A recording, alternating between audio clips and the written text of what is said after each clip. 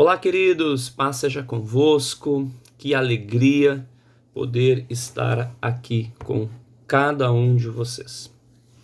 Queridos, eu quero abordar um assunto aqui neste vídeo muito relevante e muito importante. Queridos, há muitos anos atrás, muitos anos é uma forma de expressão, mas pelo menos há uns 10 anos atrás, eu falava uma expressão que dizia o seguinte: haverá um tempo que o certo será errado e o errado será certo. E há muito tempo a gente já tem observado esse comportamento por parte da sociedade, por parte também da igreja, infelizmente. E de uns anos para cá eu também tenho falado que no final dos tempos, anteriormente ao arrebatamento da igreja, à volta de Cristo, a perseguição espiritual não seria mais física. Bom, para apoiar isso, essa minha tese, essa minha fala, eu quero falar sobre Atos capítulo 6. Em Atos capítulo 6, a Bíblia relata o chamado do ministério diaconal, dos diáconos.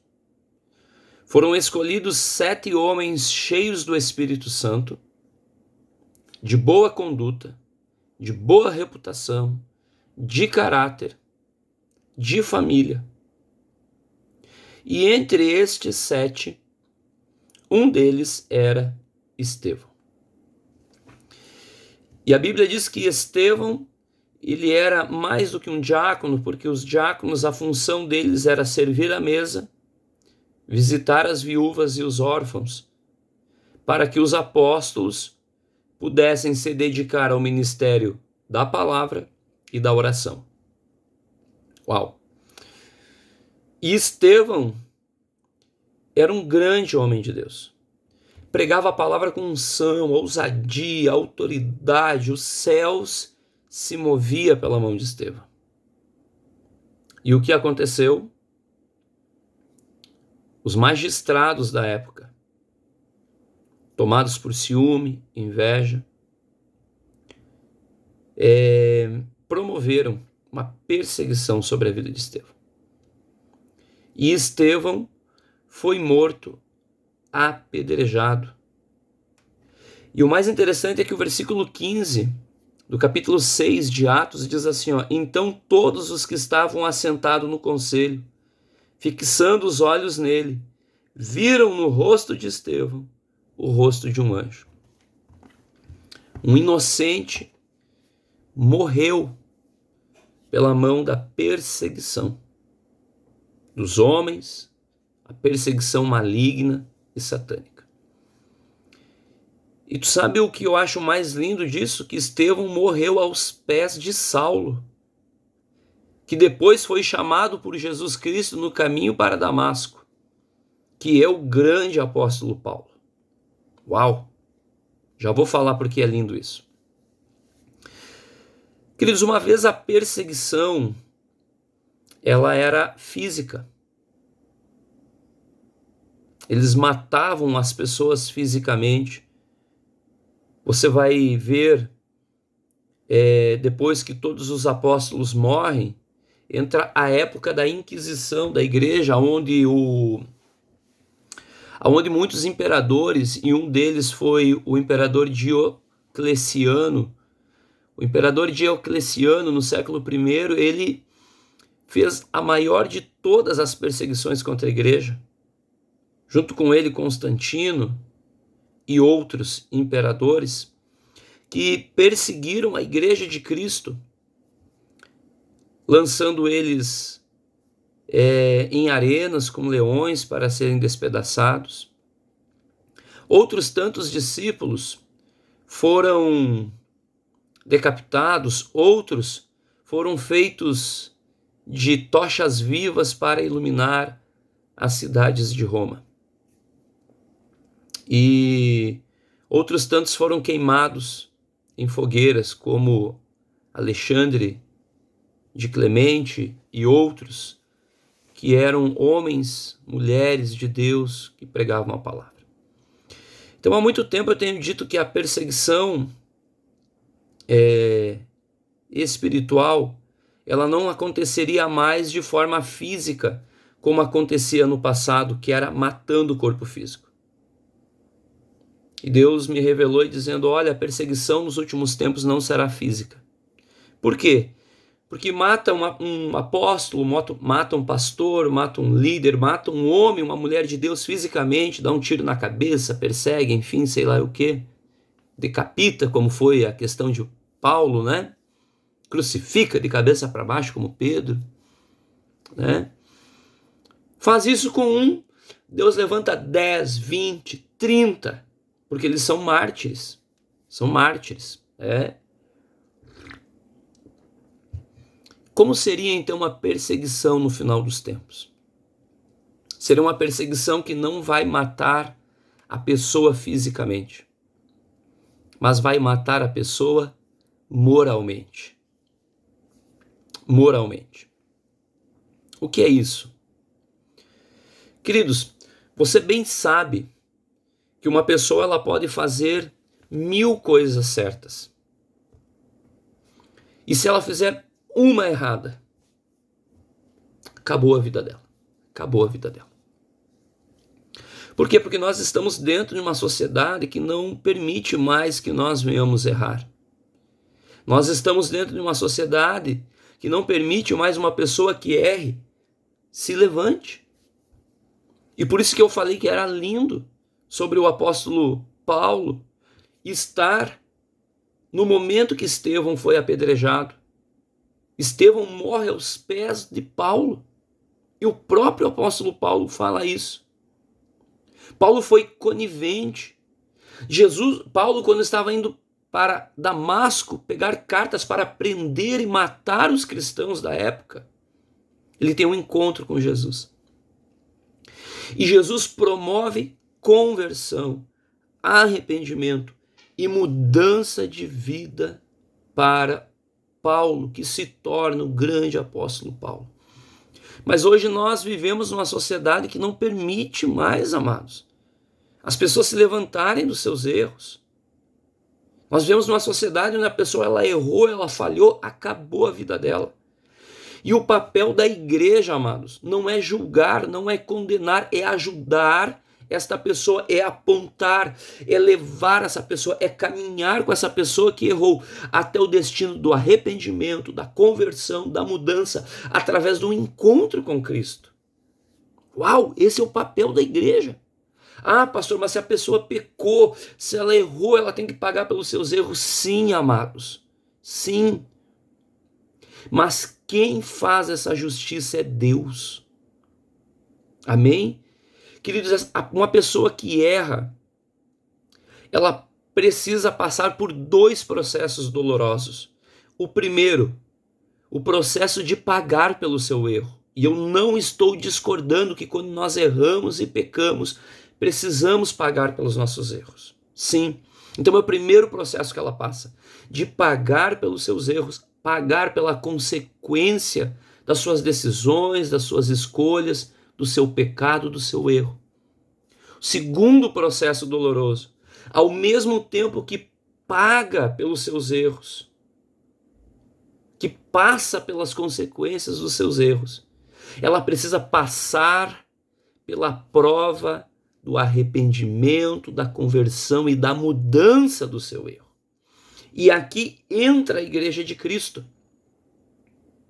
Aqui entra uma sociedade às vezes desajustada e desordenada, que só quer que a pessoa pague pelo erro, mas não quer que ela mude, não quer ajudar ela a mudar, a se levantar, a se arrepender, a se converter, a ter um encontro transformador com este Cristo maravilhoso.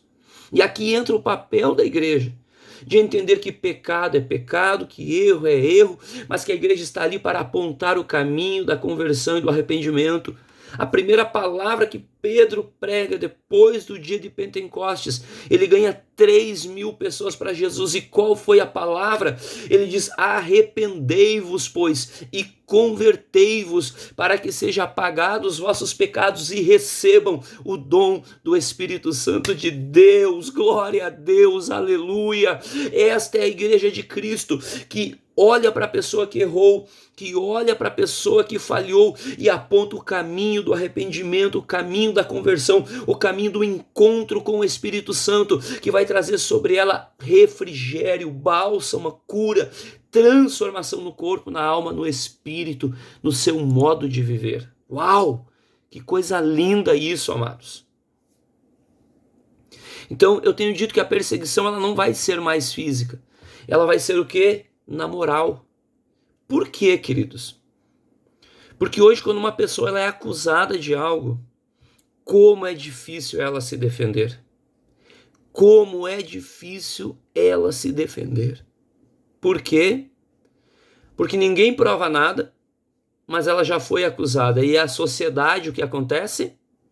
Ela julga, ela condena e não ajuda mais ela a se levantar. Mas o nosso papel, queridos, não é julgar. O nosso papel é avaliar os fatos e orar para que essa pessoa se arrependa e mude, e ajudar ela a entrar no caminho do arrependimento e da conversão.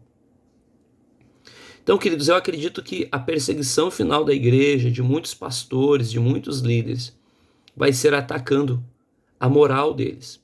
Por quê? Porque eles não conseguem mais se defender. E aí, como eu falei no início, uma pessoa pode fazer 1000 coisas certas. Se ela faz uma errada, a vida dela acabou. Você não fica com o pé meio atrás quando alguém diz assim: olha, o fulano fez isso. Aí tu pensa: mas ele sempre foi uma pessoa boa, honesta, de caráter, de direito. Como pode ter feito isso? A gente já fica com o pé meio atrás. Por quê? Porque a gente não quer que ele erre. Nós somos uma sociedade que não permitimos as pessoas errarem. E aí basta alguém acusar sem prova, sem nada, e nós aceitamos a acusação. E a Bíblia diz que nós não podemos aceitar a acusação de ninguém, contra ninguém, se não houver pelo menos 3 testemunhas oculares. Por que eu estou falando de tudo isso, amados? A gente vive um tempo da internet, as pessoas mexem os seus computadores lá, postam nas redes sociais qualquer coisa, difamam, destroem caráter, destroem histórias. E as pessoas nunca mais conseguem se levantar. E o papel da igreja não é julgar, é levar a oportunidade de conversão e de arrependimento. Agora, Estevão morreu fisicamente. Quantos diáconos, pastores, líderes morrem na moral sem dever nada? Seu caráter é destruído sem dever nada. Quantos pastores, quantos líderes, quantos irmãos eu já conheci, homens e mulheres de Deus bênção, que sofreram acusações e nunca mais conseguiram se levantar. Nunca mais. E ainda que as acusações fossem verdadeiras, nós como igreja deveríamos de avaliar os fatos e ajudá-los a se levantar, a se arrepender, a se converter e a mudar de posição. Então, queridos, às vezes eu falo coisas que soam um tom profético. Há anos atrás eu dizia: o certo se tornará errado e o errado se tornará certo. A gente já vive isso. E agora estou dizendo: a perseguição final não será fisicamente. Será matando e destruindo o caráter de homens e mulheres de Deus, de maneira que eles não consigam mais se defender. E para isso, é muito importante você saber quem é o seu pastor, saber quem é o seu líder, conhecer ele. E não é conhecer pelos outros, é conhecer por você mesmo. E como a gente conhece o nosso líder e o nosso pastor? Caminhando com ele, andando com ele, observando a vida, a casa, a família, as atitudes dele. Queridos, eu acredito que nenhum de nós poderíamos nos colocar debaixo de uma liderança espiritual sem conhecer a pessoa a qual nos lidera. E como nós conhecemos? Nos aproximando. Então, queridos, esta palavra que eu estou ministrando aqui é uma palavra de encorajamento. Primeiro, se você encontrar alguém que errou e falhou, aponte o caminho da conversão e do arrependimento e ajude ele a ter um encontro com Cristo e mudar. Segundo, fique alerta, porque o mundo vai tentar matar o nosso caráter, a nossa moral, nos acusando sem provas. E a terceira, conheça aquele que te lidera espiritualmente. Conheça o teu pastor por ti mesmo. Conheça o teu líder, para que quando chegar o dia da tribulação e das acusações infundamentáveis, você saiba discernir o que é do que não é verdade. Para que nós possamos ser a igreja de Cristo, que promove arrependimento, conversão, e não só isso, mas ajuda as pessoas a viverem desta forma. Amém, queridos? Que esta palavra ela possa orientar os teus caminhos, abençoar a tua vida. E que nós, juntos, possamos enfrentar as perseguições da fé e permanecermos firmes, olhando para o autor e consumador da nossa fé, que é Jesus Cristo. Tá bom, queridos? Que Deus abençoe. Se você gostou dessa palavra, deixa um comentário aqui no nosso grupo. Amém? Se você achou interessante essa palavra, comenta aqui no grupo do WhatsApp, aqui da igreja. Se você quer mais vídeos como esse, diz, pastor, eu quero mais vídeos como esse, que nós vamos estar produzindo materiais para edificar a tua vida, a tua casa e a tua família. Tá bom? Deus abençoe. Beijão no coração.